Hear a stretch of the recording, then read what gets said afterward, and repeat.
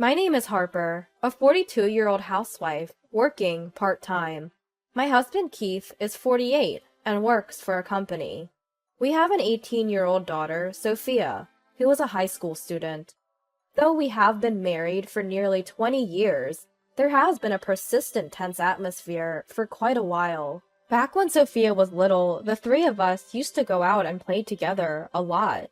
However, since Sophia became a high school student, Keith started going out by himself more frequently. He has completely stopped getting involved in Sophia's school, events, or club activities.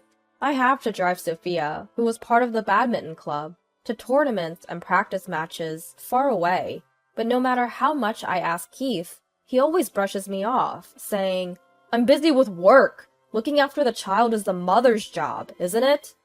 Sophia, too, is astonished at her father's behavior. Other kids' fathers are enthusiastically coming to support, but our dad doesn't seem to care. It seems that Sophia isn't particularly fond of Keith, who never helps out with child rearing. He barely helps out with housework, but he always has complaints. Even when my part-time job gets busy and I come home late, Keith never prepares dinner. "What time do you think it is? I'm starving here!" "I work too, you know. You could at least prepare dinner." This way, we often end up arguing. Lately, Sophia has been helping with dinner preparations, which has been a great relief. The initial reason I started working part-time was because Keith asked me to.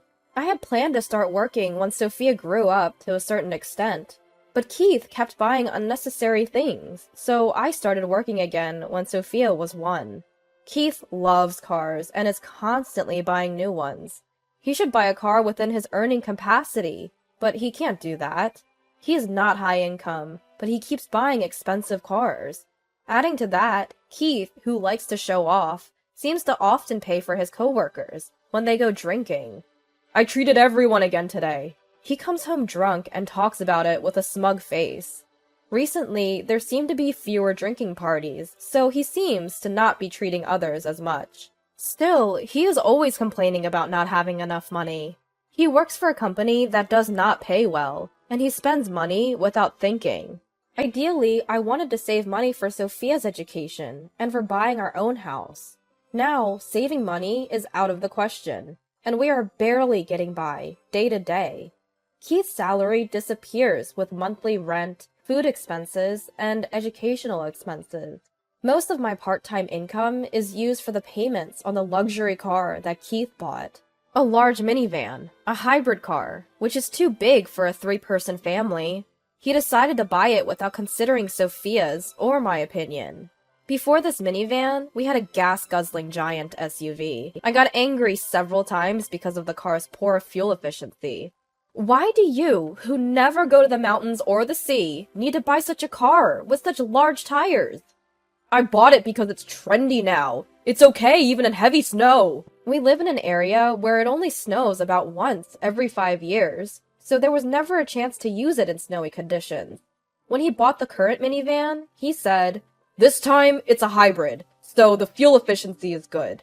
Also, a lot of people can ride in a minivan." When Sophia was in junior high school, many of the parents of the badminton club members drove minivans. Sophia and I had a conversation about it. Indeed, a minivan can accommodate many people and even allow for changing clothes. It's nice. Our car is large, but the interior is cramped, isn't it? Perhaps my husband casually checks in on my conversation with our daughter, Sophia. And then there's my husband, who bought a sports car before the SUV. "It was a childhood dream of mine. It's every man's fantasy." Can't you wait until Sophia grows up? This car's child seat is a pain. "It's a car I can only drive now. We don't use the child seat every day, so it's okay." You might not mind since you won't be transporting Sophia, but it's hard for me. The 2-door car was difficult to use, and of course, the fuel economy was terrible.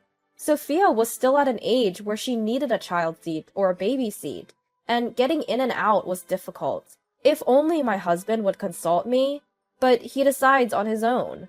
He buys on impulse without thinking about the payments. I don't understand why he buys things he can't afford on his salary. In the end, I had to pay the loan with the money I earned from my part-time job. Every time, my hours at the part-time job get longer. When we bought the current minivan, my husband and I had a quarrel. Next time we buy a car, consult us too. You can't decide on your own. I should be the one to decide. I'm the one who drives it the most. You can decide, but at least let me know what kind of car it will be. That's all I ask. Okay, I understand. So next time I can decide if I consult with you first. At my husband's words, I started feeling anxious. You're not thinking of buying the next car already, are you? I don't know. I didn't say anything, did I? The word, I don't know, seemed unnatural. I'm paying almost all of the loans for the car you're driving with my part-time job earnings. I can't pay any more than this. I'm also paying for the down payment, my husband retorts, looking dissatisfied. It's not a down payment, it's the money from trading in the old car. Then it's the same as what I paid. It could be. My husband was overruled by me. About a month later, my husband brought up the topic, looking guilty. Actually, I bought a new car. I was so stunned that I didn't even feel angry. This time, it's an electric vehicle, so we don't need gasoline. With the current high gasoline prices, it's perfect. Electricity is expensive too. We don't have solar power. So are there any advantages to electric cars? It doesn't emit carbon dioxide, so it's good for the environment. I can't tell if he's just easily swayed by trends or if he's just doing what the car dealer tells him. It's too much. How much did you pay for it? A loan of $750 per month. I need your part-time job earnings again. If it's $750 a month, that's all of my part-time earnings. Do I have to work for your car? You'll be driving it too. Now that Sophia's club activities are over, I won't be using it. Now that our daughter, a high school senior, has retired from her club activities, she won't need the car anymore. I wanted to save my part-time earnings for her college education, but now my plan has been completely derailed. We need money for Sophia's college education too. Is it okay to buy such an expensive car? Are you okay? He asks me back. Sure enough, due to the recent incident, I started to harbor doubts towards my husband. Am I really okay living with this man? I am filled with uncertainty.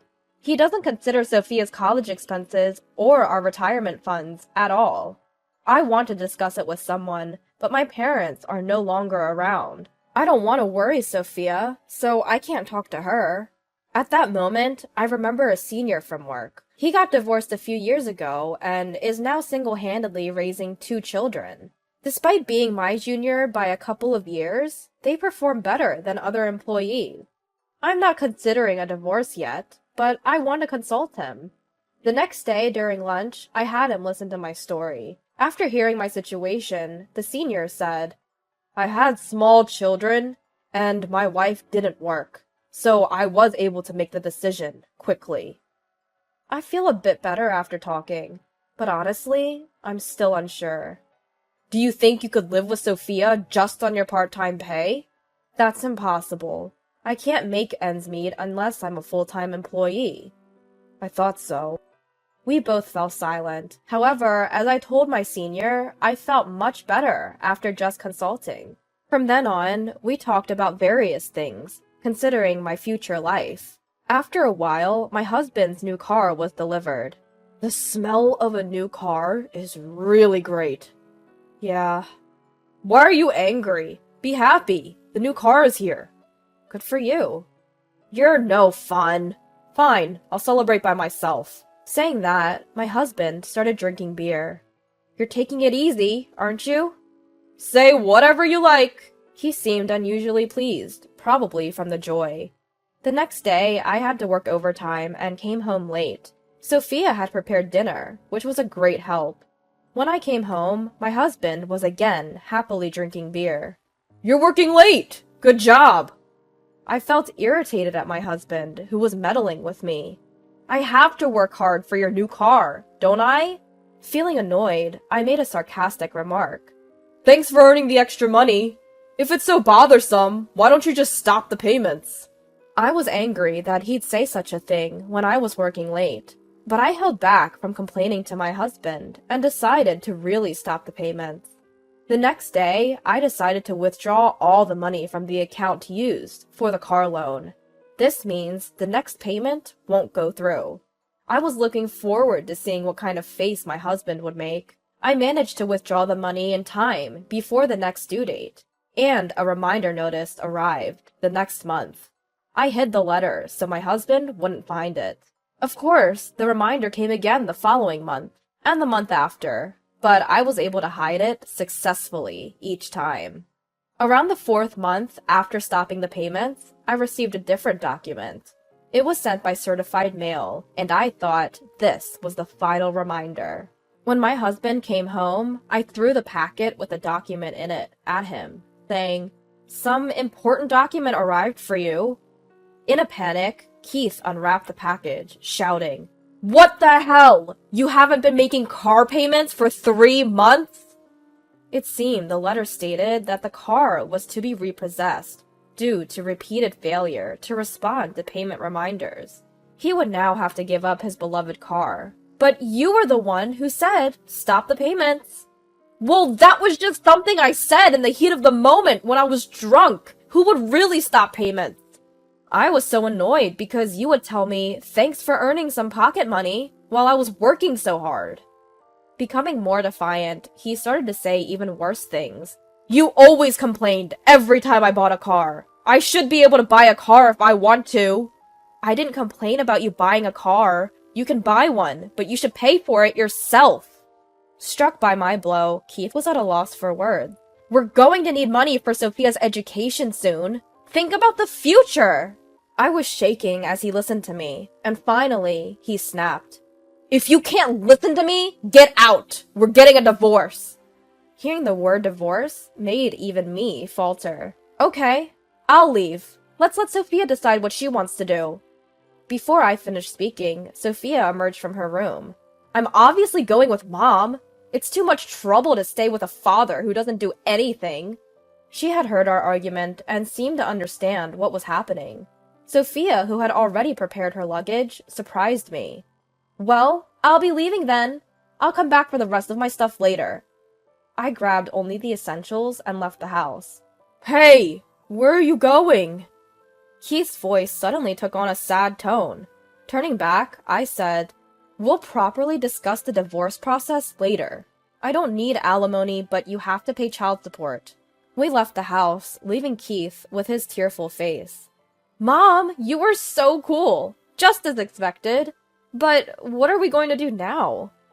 "Don't worry, I had prepared for this, thinking it might happen. I had expected this to happen ever since Harper told me to stop paying the car loan. Also, I had about $3,000 from not paying the car loan payments for 4 months. We stayed in a motel for about 3 days, but I had already arranged for an apartment. We were able to move to the apartment on the 4th day after leaving the house.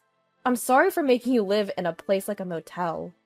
I wouldn't want to live there forever, but it was actually fun because we already had a place to move to," Sophia said cheerfully, which relieved me a little. "It's going to be just the 2 of us from now on, but I'll do my best. I'll help with everything too. Let's do our best together." We had to go back to our old house to get the rest of our stuff. We also had to finalize the divorce. I contacted Keith before returning to the old house. I asked a lawyer who was recommended by a senior at work to accompany us because I was afraid that Keith might become violent if it was just Sophia and me. The lawyer was an expert in divorce cases and had helped the senior during his divorce. It was expensive, but we could afford it. We've also asked the lawyer to come. Even the appearance of a lawyer surprised Keith, who said, "You're really okay with getting a divorce? I won't forgive you if you come back and apologize later." He glared at me as he threatened me. I thought that this must be his true nature. "It's okay. I won't say such things. Even if you, working part-time, leave this place, you won't be able to make a living." "You don't have to worry about me. Just sign the divorce papers quickly." "Fine. I'll sign it. Just shut up." "I will take full child support. Considering your income..." Looking at the child support calculation, Keith started shouting. "Why the hell do I have to pay child support? I won't pay a single penny to a daughter who wants to leave home. Being told this, I felt grateful for having a lawyer. The lawyer convinced my husband that child support is not paid to me, but given to our daughter as a duty of a father. But there's still a chance that my husband won't pay the child support. Therefore, arrangements were made to deduct it from his salary if he doesn't pay. You're just a part-timer, but you've got a lawyer? How prestigious. Where did you get that money? I forgot to tell you, I was made a full-time employee. I'm making about double my old salary, so don't worry. Keith seemed speechless. Honestly, becoming a full-time employee gave me the courage to finally get a divorce. And as a full-time employee, I could also get a housing allowance, so I could afford to rent an apartment. Due to advice from my senior colleague, I had been looking for an apartment I could move into immediately. The decision to bring a lawyer to the discussions was also advice from my senior.